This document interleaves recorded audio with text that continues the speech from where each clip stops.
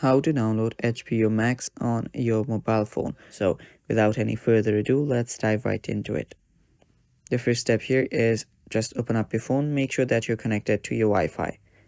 After you've done that, you can open up your App Store or Google Play Store. After you open it up, head over to the search bar and simply search for HBO. After you search for HBO, there should be an option available here.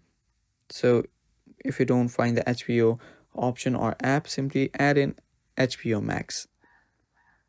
And after you do that, you should find your HBO option. So it's not showing here for some reason, but there is the HBO Max website there. You can easily get it and download it. And after you get it, you can easily start streaming for different movies and series of HBO. And that is how you can download HBO Max on your mobile phone, guys. Have fun streaming. Thank you for watching. Stay tuned for more, and bye bye.